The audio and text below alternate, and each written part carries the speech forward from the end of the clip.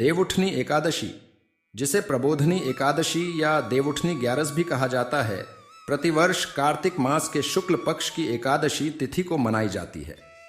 इस साल यह 23 नवंबर गुरुवार को मनाई जाएंगी। इस दिन भगवान विष्णु की पूजा करने से विशेष लाभ होता है और धार्मिक मान्यता के अनुसार एकादशी तारीख को सच्ची श्रद्धा और भक्ति भाव से भगवान श्री विष्णु की पूजा उपासना करने से सभी मनोकामनाएं पूर्ण होती हैं।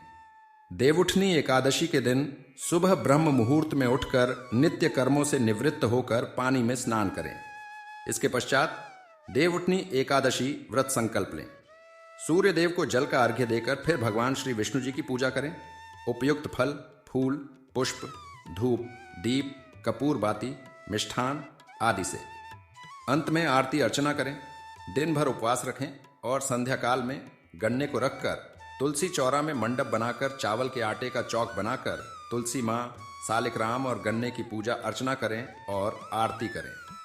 इससे भगवान विष्णु का आशीर्वाद प्राप्त होता है। आषाढ़ माह में देवशयनी एकादशी से लेकर चातुर्मास मास तक देवता शयन निद्रा में रहते हैं। इस अवधि के बाद कार्तिक मास के शुक्ल पक्ष की एकादशी को देवउठनी एकादशी कहा जाता है। इस दिन भगवान विष्णु शयन से बाहर आते हैं, जिससे चातुर्मास का समापन होता है। इस दिन से शुभ कार्यों का प्रारंभ होता है, जैसे विवाह, मुंडन, सगाई, गृह प्रवेश आदि। इससे शुभ मुहूर्तों की खोज और शुभ क्रिया का आरंभ होता है। आइए जानते हैं एकादशी व्रत की कथा। धार्मिक मान्यताओं अनुसार भगवान कृष्ण ने धर्मराज युधिष्ठिर को एकादशी माता के जन्म की कथा सुनाई थी। इस कथा के अनुसार सतयुग में मुर नामक एक राक्षस था जो बेहद बलवान था। उस राक्षस ने इंद्र, आदित्य, वसु, वायु, अग्नि आदि सभी देवताओं को पराजित कर दिया था। परेशान होकर सभी देवताओं ने भगवान शंकर के सामने सारी बात रख दी। तब भगवान शिव ने कहा, हे देवताओं, तीनों लोकों के स्वामी भक्तों के दुखों का नाश करने वाले श्री हरि विष्णु की शरण में जाइए, वो ही आपके दुख दूर करेंगे।